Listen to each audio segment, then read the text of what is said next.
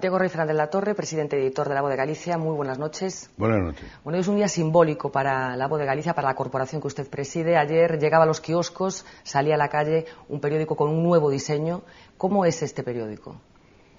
Bueno, ahora que está de moda la palabra lifting, pues es un lifting periodístico. Es usar todo el color en todas las páginas.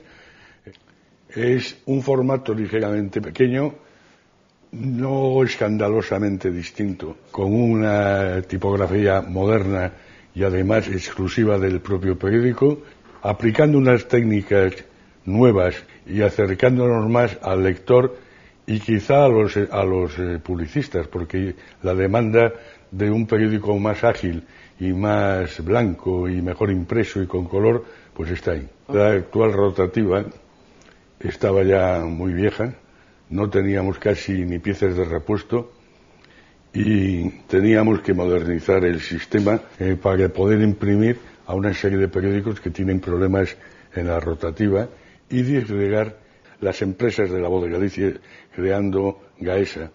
Se me ocurre una cosa, efectivamente este periódico salía ayer a la calle, la rotativa nueva lleva funcionando desde principios de la semana pasada, hace 8 meses se creaba una nueva televisión autonómica, V Televisión. Hay una palabra que se me ocurre que vincula todos estos hitos, que es Galicia. No tengo otro compromiso, es el único compromiso que tengo. Para mí Galicia es lo más importante de mi vida y a ella he dedicado todos los años de trabajo, que ya son muchos, y todos mis esfuerzos, mis recursos y todo, absolutamente todo, Galicia, solamente Galicia. Hablando de Galicia, estamos en su despacho aquí en la Fundación Santiago Rey Fernández Latorre y estamos delante de una de las joyas de Galicia, que es este mapa de Domingo Fontán, un original. ¿Por qué tiene este mapa en este lugar tan preeminente, tan simbólico, justo detrás de donde se sienta a trabajar todos los días? Varias razones. Una es que quien entre en mi despacho lo vea y se impresione, y sobre todo si tienen que ver algo con el poder político. La segunda es innecesaria pero conveniente, que es que yo no me olvide jamás de mi compromiso con Galicia. Y la tercera, porque es un placer tener una obra cumbre de la impresión del siglo XIX en mi despacho.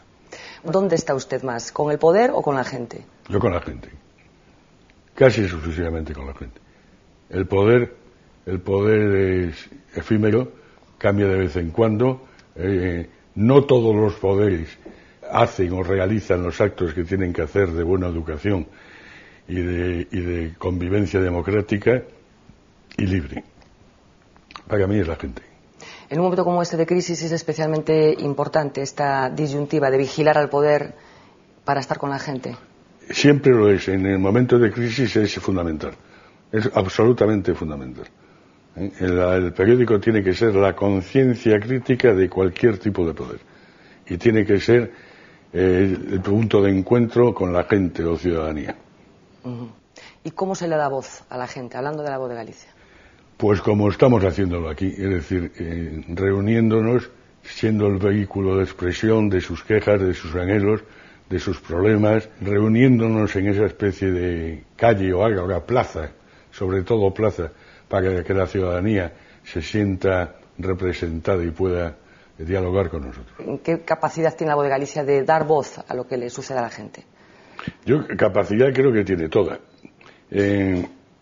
Otra cosa es que la ciudadanía exista o se haga sentir, que es una teoría que yo tengo personalmente, que en mi opinión la ciudadanía está muy desarraigada, está muy diluida, está muy acostumbrada a ser subsidiada y a no tener el valor de dar la cara. Esto no solo es en Galicia, yo creo que es en Galicia y en España. Incluso digo que puede estar pasando en Europa. El sentido europeo está en muy malos momentos y se nota en todo.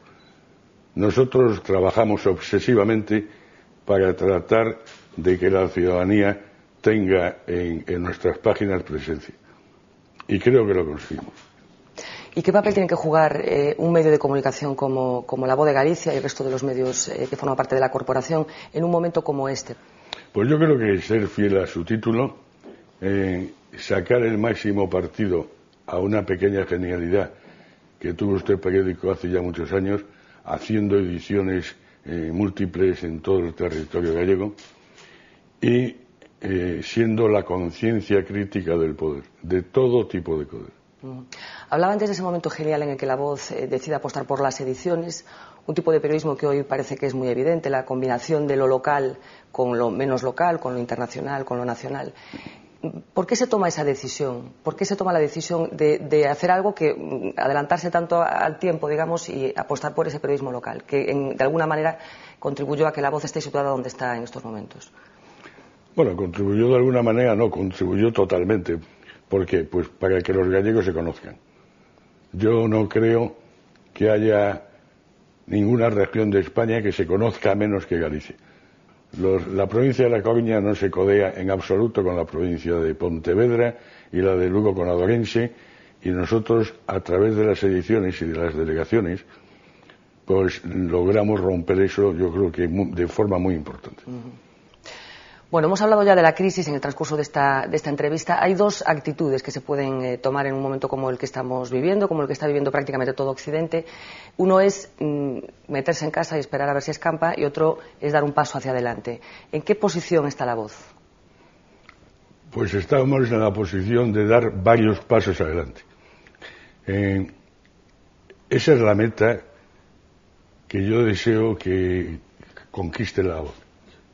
Y al salir de la crisis, estar en un papel casi dominante, como estamos ahora, y ser un periódico que se permita actualizar el nuevo periodismo. La Voz tiene que aprovechar, y los hombres y las mujeres de La Voz tienen que aprovechar la crisis para hacer un esfuerzo moderno, potente, de gran especialización y salir de esto. Entiendo que se puede convertir en una oportunidad la crisis. Bueno, está muy de moda decir que las crisis son oportunidades, entre otras cosas porque si no las aprovechas, pues no sales de la crisis. Yo prefería tener más calma y menos crisis y seguir haciendo un periódico lo más moderno y lo mejor posible. Pero hay que aprovecharlo, no queda más remedio. Hablábamos antes de esa irrupción de un nuevo medio de comunicación dentro de la corporación, que es V Televisión, con ese compromiso transversal que vincula a todos los medios del grupo, que es Galicia. ¿Cómo se consigue la integración? ¿Es el objetivo la integración de los diferentes medios con un único objetivo? Yo creo que es un imperativo. Es decir, el nuevo periodismo, el actual periodismo y especialmente el inmediatamente por llegar, es una integración. El papel tiene una nueva función que desarrollar. En mi opinión, la palabra opinión, por cierto, es muy importante, y estar en contacto con una nueva generación de gente muy especializada que a su vez soporta los problemas en primera persona. Habla de esos momentos difíciles que se están viviendo ahora, no son los primeros que padece este país. Me refiero en concreto a la transición. ¿Qué papel jugó La Voz de Galicia en aquella época fundamental en la historia de España? Pues no me da ninguna vergüenza contestarle. Yo creo que es fundamental. Yo entiendo, y así me lo ha hecho saber mucha gente, que sin La Voz de Galicia la transición en Galicia, especialmente como es lógico, hubiese tenido menos posibilidades de llegar al éxito que llegó, incluso el estatuto, ¿no? La Voz de Galicia vertebró en Galicia a través de su postura y a través de sus editoriales y de su valentía. ¿En qué ha cambiado el periódico de aquellos años hasta ahora? Ha cambiado en todo. Es decir, el periodismo en mi época juvenil era un periodismo que se basaba en las noticias, en las exclusivas, en descubrir los puntos de comunicación de Galicia. Acercábamos Galicia Norte, Galicia Sur, y en estos momentos yo creo que estamos haciendo un periodismo de interpretación, el porqué. Y damos una pequeña lección a través de estos colaboradores magníficos que tenemos de qué son las cosas. En La Voz de Galicia y en el entorno de la corporación trabajan más de 300 periodistas. ¿Qué es para usted un buen periodista? Pues un buen periodista es el que está alerta. es el hombre que está alerta de todo lo que pasa a su alrededor. Lo interpreta, lo estudia y lo dice. Y tiene que tener una característica prácticamente única. Solo se puede hablar así, en principio, con cierta facilidad de la medicina. Tiene que tener vocación. Ser periodista es una cuestión de vocación. Es una profesión muy dura, muy difícil, que exige leer mucho, estar al día, y además la competencia es brutal. Y tampoco es de las profesiones en las que uno se haga millonario.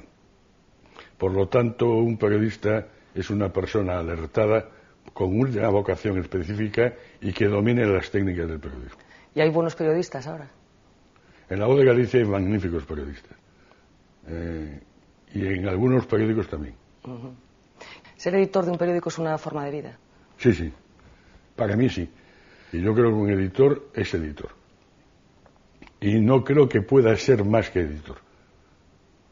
Otra cosa es que hay editores que hacen muy bien en hacer lo que les dé la gana y que se dedican a otros menesteres y que tienen otros tipos de ingreso y otras pretensiones, pero para mí eso no son editores. ¿Es una garantía de independencia ser solo editor? Sí. Yo creo que un editor tiene que ser independiente y transmitir todos los días esa independencia, la suya y la de su equipo, a través de, en este caso, de las páginas de La Voz de Galicia. ¿Qué es un editor de un periódico? Es la persona que vigila al poder, que logra o intenta lograr estar con la gente y lleva a cabo la dirección de la línea editorial de un periódico. Uh-huh. El nivel de las presiones externas de esos grupos, los que antes hablaba, de la clase política, de las grandes corporaciones, ha subido con los años. ¿Es más difícil hoy hacer periodismo que hace 30 años, por ejemplo? En unas cosas sí, en otras no. Había una cierta complacencia en la época de la dictadura, en que los editores decíamos, cuando esto cambie, cuando podamos, y utilizábamos una serie de pequeños efugios, casi truquillos, pues para decir cosas que no se podían decir, que se interpretaban. Y de repente desaparece la gran dictadura y empezamos a sentirnos libres. Pero de repente también el poder se encuentra con nuevas armas, entre ellas el fondo de reptiles, y los periódicos empiezan a hacer lo que no tenían que hacer. Si usted lee simplemente la primera página todos los días o un día de 8 o 10 periódicos nacionales, verá que no coinciden las cifras ni las interpretaciones, y eso no es una defensa individual del sistema editorial. Eso es una forma sesgada de influir o de estar influido. Por lo tanto, yo creo que es muy difícil. Las presiones existen y existirán siempre.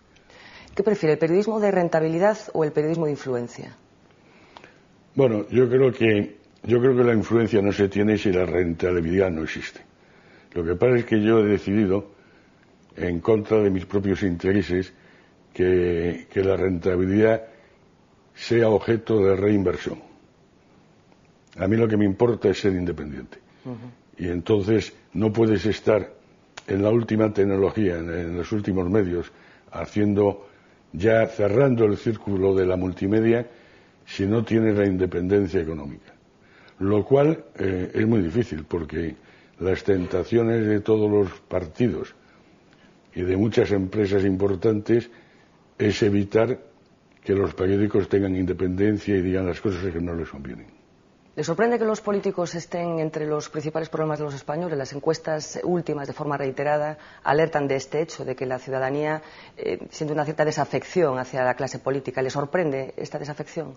Lo que me sorprende, de verdad, es que no tengan la dignidad de dimitir y de irse.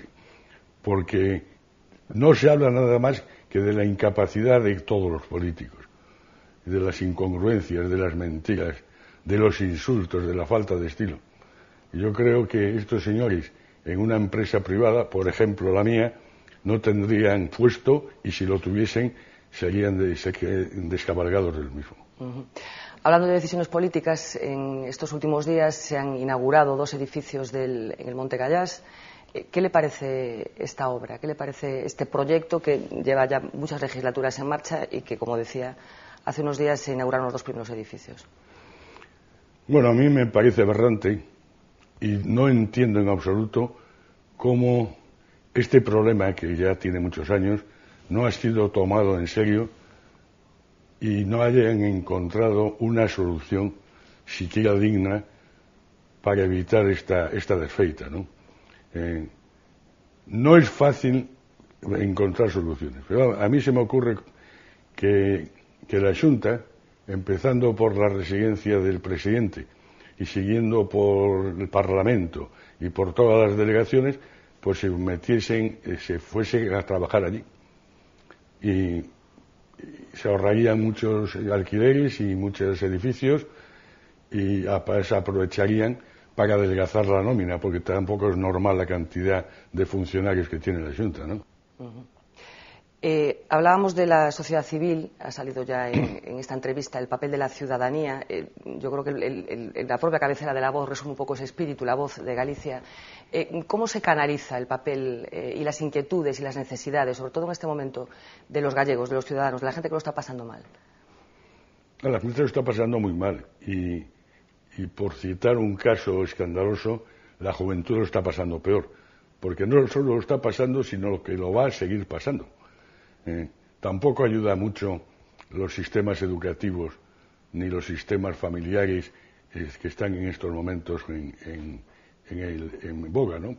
Y La Voz quiere seguir siendo la plaza común en que los vecinos, la ciudadanía, sepa que se puede refugiar, reunir, hablar, quejarse y exponer sus necesidades.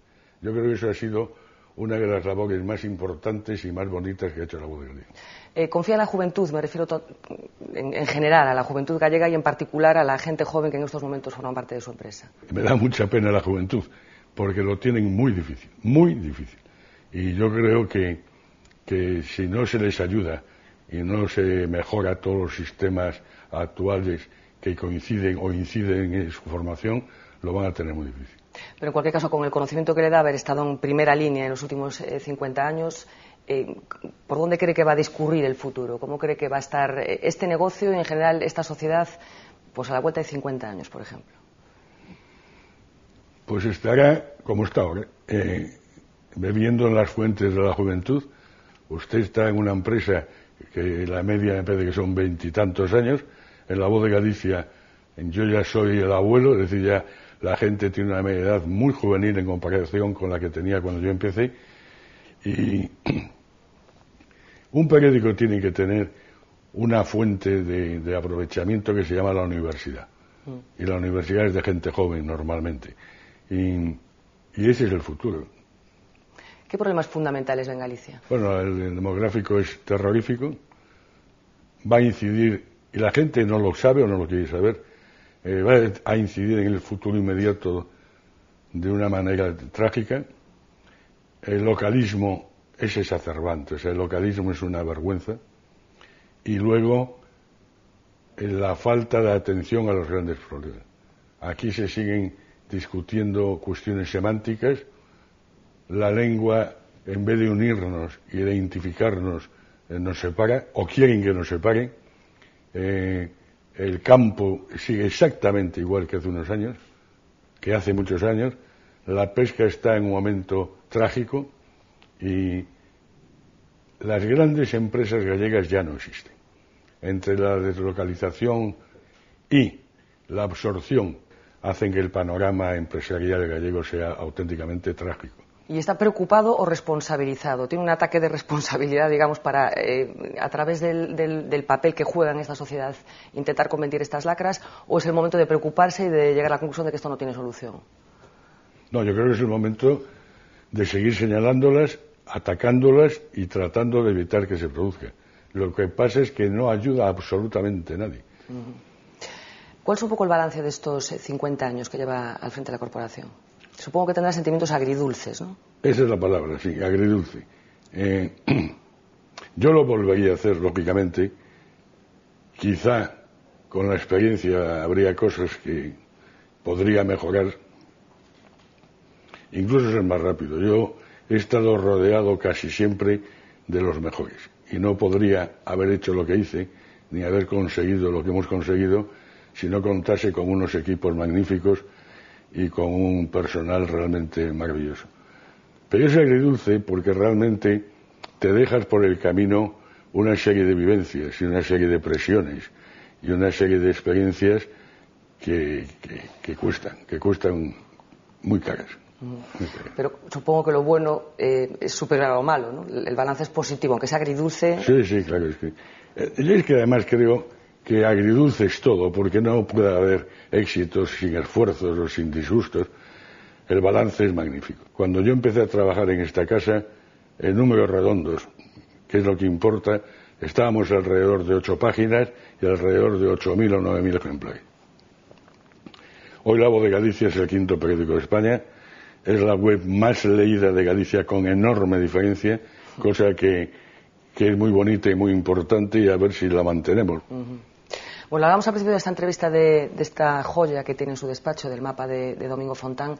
¿Deberían tener los políticos en sus despachos una copia de este mapa? Sí, además no van a tener oportunidad de tener un original, es imposible, no lo hay. De hecho, cuando entran aquí se quedan muy impresionados y se acercan a verlo porque casi lo conocen de oídas. Y a mí lo que me gustaría es que lo viesen para intentar vertebrar Galicia y que les ayudase a tener un sentido común y de igualdad. Pues muchísimas gracias, presidente. A usted.